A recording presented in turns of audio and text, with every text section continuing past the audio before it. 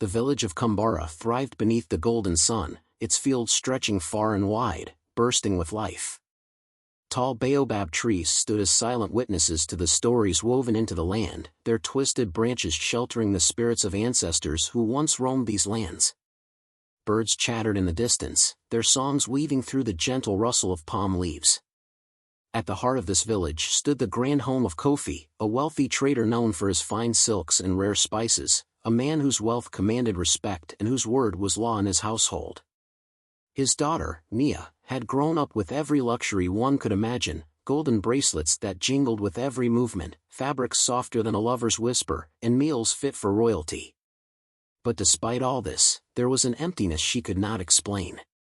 Unlike other women of her age who dreamed of grand ceremonies and rich suitors, Nia's heart longed for something beyond wealth and status. Her thoughts often drifted to Jahi, the man who had captured her heart in ways she never thought possible. Jahi was not a man of riches, nor did he come from a powerful family. He was a simple farmer, a man whose hands were rough from toil, whose clothes bore the scent of the earth he tended. But in his presence, Nia felt more alive than she ever had within the grand walls of her father's home. His laughter was the kind that softened even the hardest of hearts, and his words carried the wisdom of one who understood the true beauty of life, something no amount of gold could ever replace. Their love was a quiet thing, nurtured in stolen moments beneath the shade of ancient trees, in the secret whispers shared under the glow of the moon.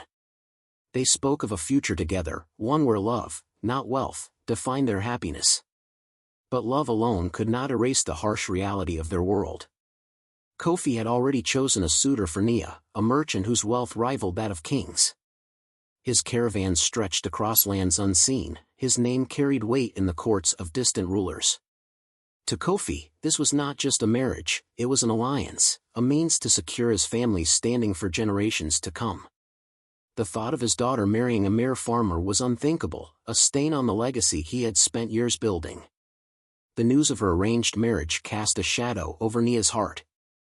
She was to be given away like a prized possession, her desires ignored in the pursuit of status. The weight of expectation bore down upon her, pressing against her chest like a great stone. Yet, deep within her, a defiance stirred. Could she truly abandon the one she loved for a life of riches and cold duty? The ancestors whispered in the winds that passed through the trees, their voices neither blessing nor warning, only a reminder that every choice carried a consequence. And in the heart of Kumbara, where the spirits never slept, fate had already begun to stir. The first time Nia met Jahi, it was not under the careful watch of her father's guards nor within the boundaries of her grand home. It was in the marketplace, where life pulsed with the energy of the people. Merchants shouted their prices, children weaved through the crowd, and the scent of roasted yams and fresh palm wine filled the air. She had been walking with her mother's servant when, in an absent-minded moment, she reached for a ripe mango, only for her fingers to brush against someone else's. She looked up and met Jahi's eyes. Dark, steady, and filled with warmth, they held her gaze longer than was proper. He smiled, a small but knowing expression, and pulled his hand back, offering her the fruit. "Take it," he said. "It seems the ancestors have decided you should have it." Nia hesitated, glancing around. She knew she shouldn't linger.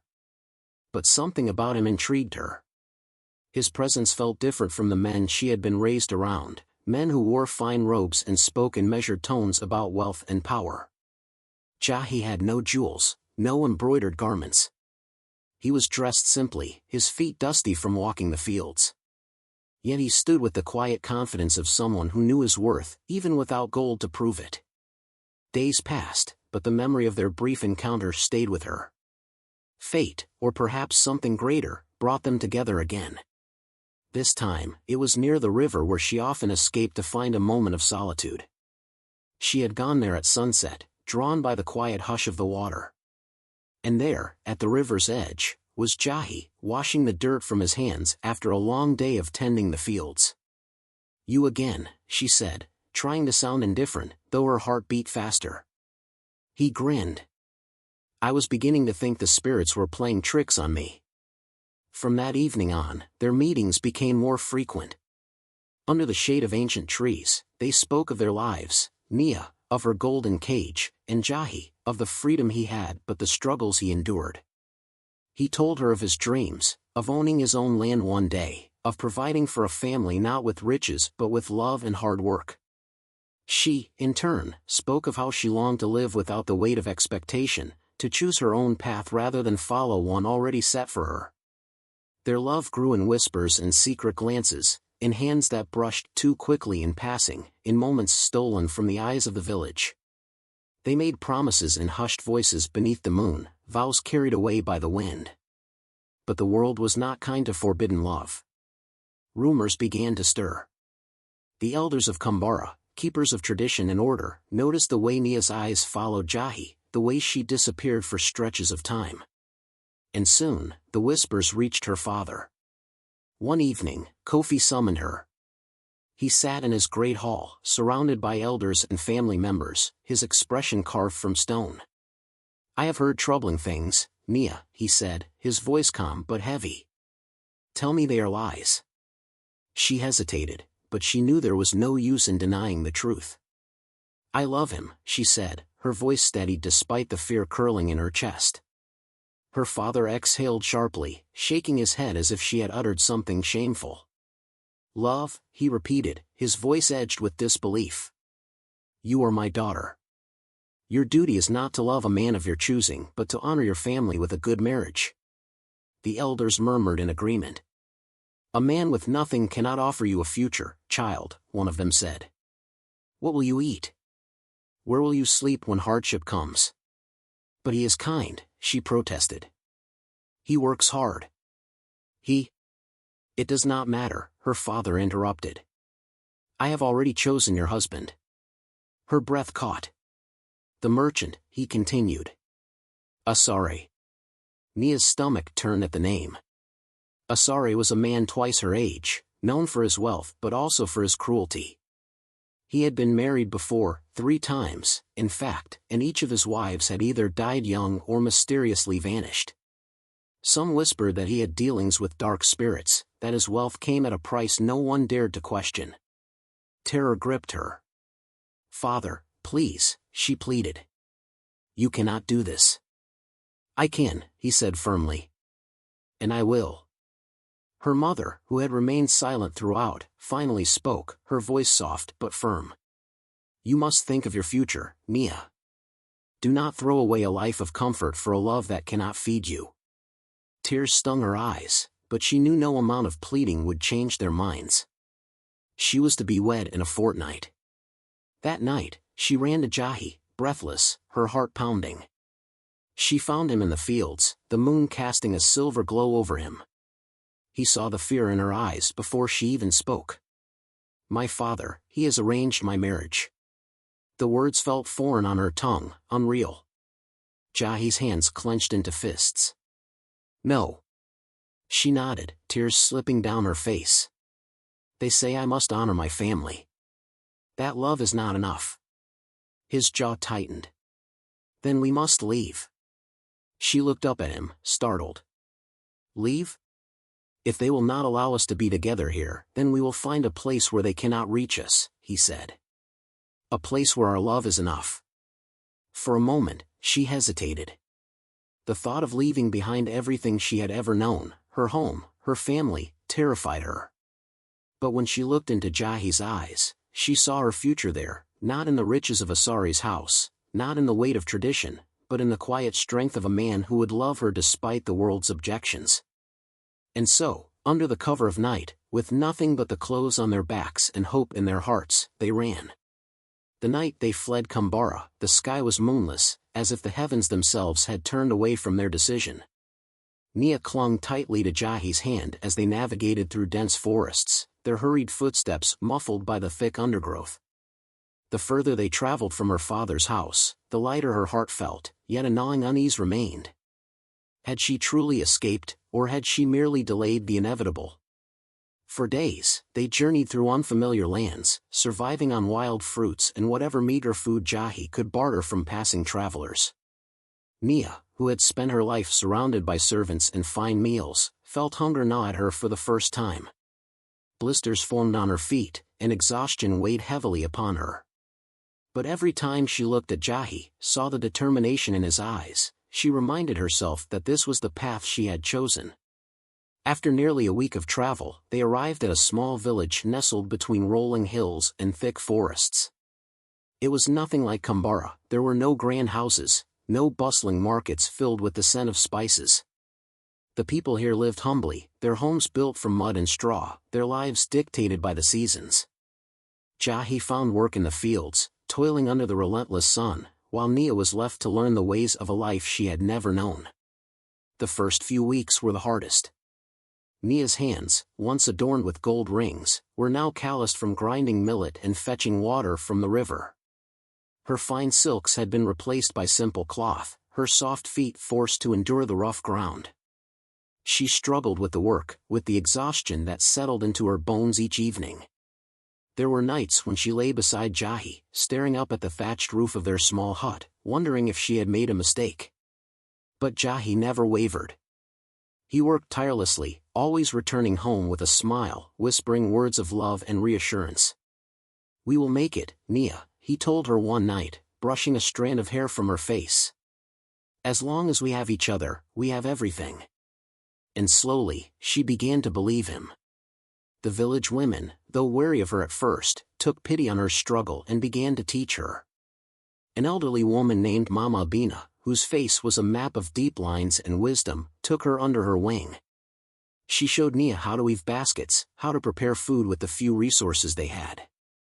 "Hardship is like the river, child," she said one evening as they sat beneath a great baobab tree. "You must learn to move with it, not against it." Months passed, and Nia found a rhythm in this new life. She learned to wake before dawn, to cook over an open fire, to laugh with the village women as they pounded yam together. She and Jahi had little, but their love remained steadfast. Yet, not all was well. There were whispers among the villagers, murmurs that traveled in hushed voices. Some spoke of spirits that watched from the shadows of the trees, of misfortune that befell those who defied their destined paths. One evening, as Nia was fetching water from the river, Mama Bina sat beside her, her gaze distant.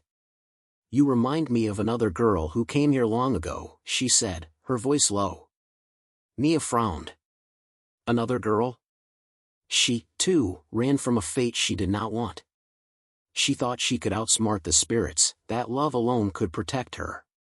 Mama Bina sighed, dipping her fingers into the cool water. "But the spirits do not forget, child. They do not forgive." A chill ran down Nia's spine. What happened to her? The old woman's lips pressed into a thin line. One night, she disappeared. Some say the spirits came for her, others believe her past finally caught up with her. But one thing is certain, no one ever saw her again. The air around them felt heavier, as if unseen eyes were listening. Nia swallowed hard, forcing a smile. "That won't happen to me. Jahi and I, we're different." Mama Bina gave her a sad look but said nothing more. That night, as Nia lay beside Jahi in their small hut, she couldn't shake the unease that had settled in her chest. The wind outside howled through the trees, whispering secrets only the spirits could understand. Jahi's breathing was steady beside her, but Nia lay awake, staring at the flickering flame of their oil lamp. Had they truly escaped? Or had they only delayed the fate that was waiting to claim them? At first, the changes were subtle, small enough that they could be dismissed as mere coincidence. A dry season stretching longer than expected, a few withered plants in their small field, the occasional unease creeping into Nia's thoughts. But soon, the misfortunes grew too great to ignore. The maize and millet that Jahi had carefully tended began to rot before they could be harvested. Stalks that once stood tall and golden turned black overnight, their roots curling as if something unseen had drained the life from them. Other farmers in the village faced struggles as well, but none so severe as Jahi's. Whispers started to spread, voices laced with suspicion. "The spirits are angry," one villager muttered as he passed their small hut. "The land rejects them." Nia tried to push the rumors aside, focusing instead on the daily struggle of survival. But then came the nightmares. At first, they were vague, a sensation of being watched, a heavy presence pressing on her chest as she slept. But with each passing night, they grew more vivid. She would find herself standing in a dark forest, the air thick with mist. A shadow loomed in the distance, its form shifting and writhing as though it had no true shape. It never spoke, never moved closer, yet she felt its gaze bore into her soul, filling her with dread. One night, she woke up screaming, drenched in sweat. Chave pulled her into his arms, his voice filled with worry. "It's just a dream, Nia," he murmured, stroking her hair. But it felt like more than that. Then, the sickness came. It started with a fever, a burning heat that gripped the village children first. Mothers wept as their little ones shivered and moaned in their sleep, their bodies drenched in sweat. The sickness spread quickly, striking the young and the old alike. Some recovered, but others grew weaker with each passing day, their breaths coming in ragged gasps. And with the sickness came the blame. "The spirits have cursed us," an elder declared, her voice trembling with fear. "Ever since they arrived, misfortune has followed." Nia stood frozen in the marketplace as accusing eyes turned toward her. She wanted to protest, to tell them it was just a bad season, a cruel twist of fate, but even she could not ignore the pattern. That evening, as she and Chave sat outside their hut, watching the last light of the sun fade behind the hills, Mama Abina approached. The old woman's face was lined with sorrow. "They blame us," Nia whispered before the elder could speak. Mama Abina nodded. "Because they are afraid. And fear seeks an easy target." Chave's jaw tightened. "We have done nothing to deserve this." The old woman sighed. "Child, the spirits do not punish because of what you have done. They punish because of what you have denied them." She turned to Nia, her gaze heavy with meaning. "You were meant for another path, one that you abandoned. The spirits do not take such defiance lightly." Nia's stomach twisted. "But it was my choice," she said weakly. "I chose love." Mama Abina shook her head. "Some choices are not ours to make." The wind stirred around them, carrying a whisper that sent a shiver down Nia's spine. In the distance, an owl hooted, a lonely, haunting sound. For the first time, she felt the weight of something greater than human anger, something ancient and unseen watching, waiting. The spirits were not done with her yet. At first, Nia dismissed Chave's behavior as stress. The failing crops, the accusations from the villagers, and the growing sickness in the community were enough to weigh heavily on any man's soul. He grew quieter, his laughter, once warm and full, became rare. He often sat outside their hut long into the night, staring into the darkness as though searching for something unseen. But soon, his behavior became more unsettling. She would wake in the middle of the night to find him missing from their bed. At first, she assumed he had gone for a walk to clear his mind, but one night, curiosity and unease got the better of her. Wrapping a shawl around her shoulders, she stepped outside, only to see Chave disappearing into the thick shadows of the forest. Heart pounding, she followed. The forest was unnervingly silent, as if the creatures within were holding their breath. The air felt thick, and each step Nia took seemed to echo unnaturally. She moved cautiously, staying hidden behind trees, her fingers gripping the rough bark for support. Then she saw him. Chave stood in a small clearing, his back to her. The moon cast an eerie glow, illuminating his rigid figure. But he was not alone.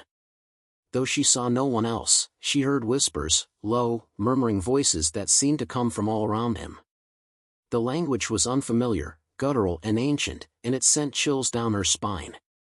Chave spoke in hushed tones, his head tilted as though listening. Then, he nodded slowly, murmuring words she couldn't hear. A sudden gust of wind rustled the leaves, and for a brief moment, Nia thought she saw something, shifting shadows around him, moving unnaturally, curling and twisting like living smoke. She gasped. Chave's head snapped around. His eyes, usually so full of warmth, were cold and distant. For a long moment, they stared at each other, the air between them thick with something unspoken. Then, without a word, he turned and walked past her, back toward the village. Nia stood frozen, her body trembling. What had she just witnessed? The next day, she confronted him. "Chave, where were you last night?" He didn't look at her as he ground millet in the small stone mortar. "I couldn't sleep," he said simply. "That's not true," she insisted, stepping closer. "I saw you, Jahi. I heard the voices." His hands stilled, and for a moment, she thought he might tell her the truth. But then, he shook his head. "You were dreaming, Nia." "No," she said, her voice firm. "I followed you into the forest." His eyes finally met hers, dark and unreadable. "Then you should not have." A cold chill ran through her. This was not the Jahi she had run away with. This was someone else. Or something else. Days passed, and the strange occurrences in their home grew worse. At night, Nia would hear whispers, not from Jahi this time, but from the corners of their hut, from the empty spaces where no one stood. Shadows seemed to flicker unnaturally in the lamplight, stretching and moving as if they had minds of their own. Objects shifted when she wasn't looking, bowls appearing on the opposite side of the room, small items vanishing only to reappear days later. She tried to ignore it, tried to convince herself it was her imagination. But the fear in her heart grew stronger with each passing night. Then, the worst happened. A village child went missing. His mother had put him to sleep as usual, but by morning, his mat was empty, his footprints leading toward the forest before vanishing altogether. The village erupted in panic, searching every inch of land, calling his name until their voices grew hoarse. But he was nowhere to be found. And the whispers of suspicion turned into open accusations. "This is no ordinary disappearance," the elders declared. "Dark forces are at work." Their gazes turned to Jahi and Nia. "They brought the spirit's wrath upon us," a man hissed. "The sickness, the failed crops, it all began when they arrived." "They were warned," another muttered. "They defied destiny." Fear thickened in the air. The villagers had seen enough misfortune to know when something unnatural was at play. And now, with a missing child, they wanted someone to blame. Nia stood frozen in the village square, Jahi beside her. She could feel the weight of their stares, the way the space between them and the villagers seemed to shrink, closing in like a tightening noose. Mama Abina stepped forward, her eyes filled with sadness but not surprise. "Tell me, child," she said softly, "what did you see in the forest that night?" Nia's breath hitched. She hadn't told anyone, not even Mama Abina, what she had witnessed. And yet, the old woman already knew. She turned to Jahi, hoping for reassurance, for some explanation. But he remained silent. And in that silence, she felt the first true stirrings of terror. That night, Nia lay awake long after Jahi had fallen asleep, her heart pounding in her chest. The villagers' whispers still echoed in her mind, and Mama Abina's words weighed heavy on her soul. Something was terribly wrong, and she could no longer ignore it. She had to know the truth. As the moon climbed high in the sky, she heard it, the faint rustling of fabric, the quiet shuffle of feet. Jahi was leaving again. Carefully, she slipped out of their bed, waiting until he disappeared into the darkness before following. The night air was thick, heavy with an unnatural stillness. The village, usually alive with the sounds of insects and rustling leaves, seemed to be holding its breath. She moved carefully, keeping her distance as Jahi made his way toward the forest. The trees loomed like silent sentinels, their twisted branches clawing at the sky. The deeper he walked, the colder the air became, until Nia could see her breath misting in front of her. Then, he stopped. They had reached the same clearing as before, but this time, Nia was close enough to see everything. Jahi knelt before a twisted, gnarled tree, its bark as black as night. Strange symbols were carved into its surface, pulsing with an eerie, faint light. The shadows around him shifted unnaturally, writhing and twisting as though alive. And then came the voices. Not whispers, not the murmurs she had heard before, but deep, guttural sounds that sent a shiver down her spine. They came from everywhere and nowhere, from the trees, from the very ground beneath her feet. "You have come," the voices hissed, overlapping in a nightmarish chorus. Jahi bowed his head. "I have done as I promised." Nia's breath caught in her throat. "What promise?" she whispered to herself. A shape emerged from the darkness, something not quite human, not quite beast. Its form flickered like a flame, ever shifting, its eyes glowing like embers in the night. And yet, the entity rasped, the balance is unsettled. Chave clenched his fists. The villagers blame us. They suspect something. You promised us prosperity, but all we have faced is ruin. The spirit laughed, a sound so hollow and sharp that it felt like needles pricking Nia's skin. Did you think the spirits grant gifts freely, mortal? It sneered. The price must be paid. Nia's stomach twisted. She wanted to run, to scream, but her body refused to move. Chave's voice was strained. Please, not her. The spirit shifted, circling him like a vulture. That was not our bargain. Nia's blood turned to ice. Their bargain? She gripped the tree beside her to steady herself, her mind racing. Chave had made a deal. That much was clear. But what had he given in return? She didn't have to wait long for the answer. The woman, the spirit murmured, or the child. Nia gasped, unable to stop herself. The sound echoed through the clearing. Chave's head snapped toward her, his face contorted in horror. Nia. Before she could react, the shadows surged forward, coiling around her ankles like serpents. Cold, unnatural fingers brushed her skin, sending a wave of terror through her. She stumbled forward, collapsing onto her knees.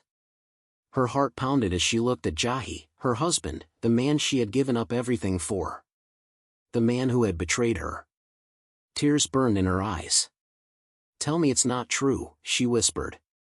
Tell me you didn't do this. Chave reached for her, but she recoiled as though his touch would burn her. I had no choice, he choked out. We were starving, the villagers despised us, I did it for us, Nia. For our future. For our future? Her voice cracked. You offered them my life. Chave's face twisted in anguish. I thought I could protect you. I thought I could find another way. The spirit's laughter filled the air. There is no escape, mortal, it sneered. The debt must be paid. The shadows tightened around Nia, pulling her toward the blackened tree. She struggled, clawing at the earth, but the more she fought, the stronger they became. The tree's symbols flared brighter, illuminating Chave's desperate expression as he lunged forward. No, he cried. Take me instead. The spirit's form flickered, considering. A noble sacrifice, it mused. But she is the one we were promised. Nia's breath came in short, panicked gasps. She had spent her life believing in choice, in destiny being something one could mold with their own hands. But now, she saw the truth, fate was never hers to control. Tears streamed down Chave's face. He knelt before the entity, his voice breaking. Please. Spare her. For a long moment, the spirit was silent. Then, it let out a sigh, almost bored. There is another way, it murmured. Hope flickered in Chave's eyes. Anything. I'll do anything. The shadows released their grip on Nia, and she collapsed, gasping for air. But the relief was short-lived. The debt will remain unpaid, the spirit said, unless a new life is given in her place. Chave stilled. What do you mean? The entity leaned closer. A child, Chave, it purred. Your firstborn. Nia's stomach lurched. Chave's face drained of color. He turned to her, pain and desperation etched into his features. Nia. She shook her head violently. No. No, Chave, you cannot. You have until the next full moon, the spirit continued, ignoring her. If the offering is not given, the bargain will be fulfilled in its original form. A gust of wind swept through the clearing, and in an instant, the shadows vanished. The spirit was gone. Silence stretched between them, heavy and suffocating. Nia pushed herself to her feet, her body trembling. You were going to give me to them, she whispered. Chave's face crumpled. I didn't know they would demand you. I thought I could outsmart them. Nia let out a bitter laugh, though it held no joy. You played with forces you didn't understand, and now we're cursed.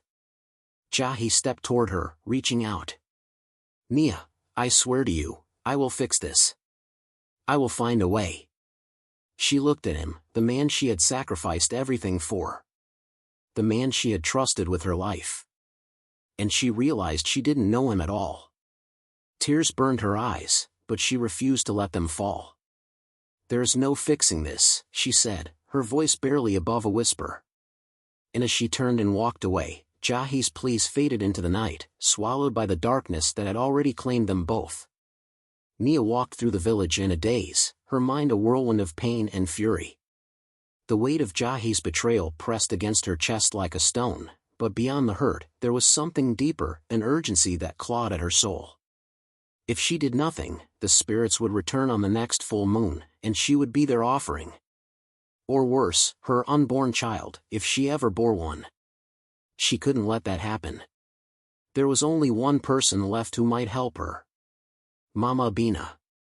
The elder's hut was dimly lit by flickering lanterns, the scent of burning herbs thick in the air. She sat cross-legged before a bowl of smoldering embers, her expression unreadable as Nia poured out her story, every horrifying detail, from the whispers in the dark to Chave's secret pact. The old woman listened in silence, her wise eyes reflecting the fire's glow. When Nia finished, a heavy quiet settled between them. Then, Mama Bina sighed. You were warned, child. Nia's throat tightened. I didn't know, she whispered. I thought love was enough. The elder reached into a wooden box beside her, pulling out a small pouch of dark powder. She tossed a pinch into the embers, and the flames crackled violently before settling into an eerie green glow. There's a way to break the curse, she said, her voice heavy with sorrow. But it will not be easy. Nia's fingers curled into fists. Tell me. Mama Bina's gaze bore into hers. You must go back to the spirit tree. You must face the entity and sever the bond Chave created. But the spirits do not release their claim freely.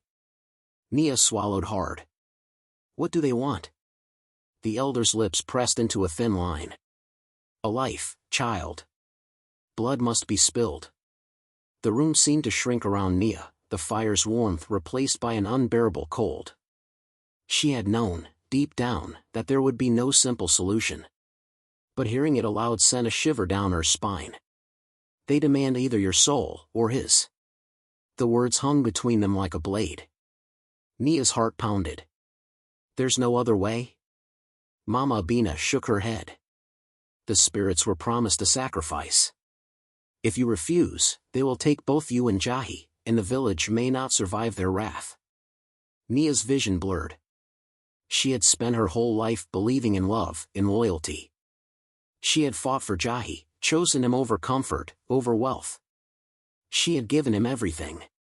And yet, he had chosen to betray her. A war raged within her, love and anger, heartbreak and survival.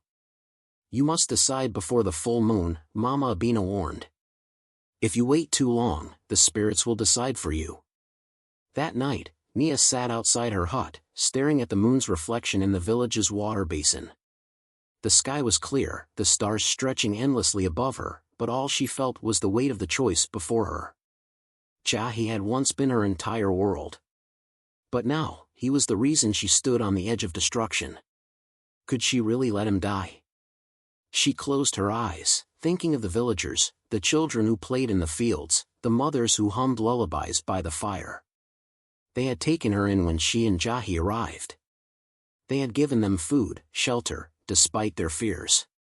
If she sacrificed herself, Chave would live, and the village would be saved. But if she chose him instead? She thought of the deal he had made, the way he had looked at her in the clearing, knowing he had condemned her. The way he had begged the spirits to spare her, not because he had protected her, but because he had been caught. Her jaw tightened. The Chave she had once loved was gone. The spirits demanded a sacrifice. And she had made her choice. As the full moon rose the next night, Nia made her way back to the spirit tree. Chave was already there, waiting. His eyes were hollow, his shoulders hunched in exhaustion. "You came," he whispered. She met his gaze, her heart steady. "I know how to break the curse." Hope flashed across his face, but there was fear, too. "Nia. The spirits need a life," she continued, stepping closer. "A final offering." Jahi's breath caught. He took a step back. "No," he murmured. We can find another way." "There is no other way," she said. The shadows stirred around them. The spirit's voice slithered through the air. "Have you come to fulfill the bargain, child?" Nia lifted her chin. "Yes." The darkness pulsed with anticipation. "Then speak the name of the one who will be taken." Silence stretched between them. Jahi trembled, his eyes wide with pleading. "Nia, please," he whispered. She closed her eyes. Then, with the weight of everything he had done, she opened them again and spoke his name. "Jahi." The shadows surged forward. Jahi screamed, stumbling back as the darkness wrapped around him, pulling him toward the tree. He fought, clawed at the ground, but it was useless. The spirits had come to collect. "Nia," he sobbed. "Please. I love you." Her heart ached, but she did not move. The spirit's laughter echoed through the trees. "A fitting end for a traitor," it mused. Jahi's cries grew distant as the shadows dragged him into the depths of the tree, his form dissolving into darkness. Then, just as suddenly as it had begun, the forest fell silent. The tree's twisted branches straightened. The eerie symbols faded. And for the first time in months, Nia felt the air clear, the heavy, suffocating presence of the curse lifting. It was over. She stood there for a long time, staring at the place where Jahi had been. Tears slid down her cheeks, but they were not just for him. They were for the girl she had once been. The one who had believed in love above all else. The one who had lost everything. With a final, shuddering breath, she turned and walked away. The night was eerily still as Nia stood before the spirit tree, her heart steady despite the storm raging within her. The shadows slithered at the edges of the clearing, waiting, hungry. The entity's voice curled around her like smoke. "You have come to fulfill the bargain," it murmured. Jahi stood beside her, trembling. His face was pale, his eyes wild with fear. "Nia, please," he choked. "We can find another way." She turned to him, her expression unreadable. She had loved him once, so deeply that she had given up everything for him. But love, she had learned, was not always enough. "There's no other way," she said softly. Jahi reached for her, but she took a step back. "The spirits must be paid," she continued. "And I will be the offering." His breath hitched. "No," he whispered. She looked up at the moon, its silver glow bathing the cursed tree in pale light. The village had suffered enough. The innocent had suffered enough. She had suffered enough. Turning to the shadows, she lifted her chin. "Take me," she said. "Let this curse end." The spirit's laughter was cold, hollow. "A noble sacrifice," it mused. "A foolish one." The darkness surged forward, curling around her feet like vines. It was cold, colder than anything she had ever known. But she did not struggle. She did not cry out. Jahi did. He lunged for her, but the shadows kept him at bay. "Nia, no. Please, don't do this."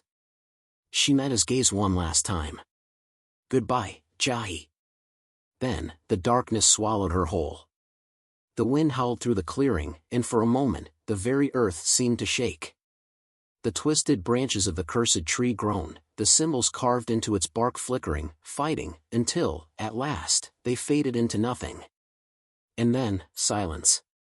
The curse had been lifted. The crops would grow again. The sickness would fade. The village would thrive. But Nia was gone. Jahi fell to his knees, his chest heaving with silent sobs. He had thought he could outsmart fate, that he could take without consequence. But fate had taken her instead.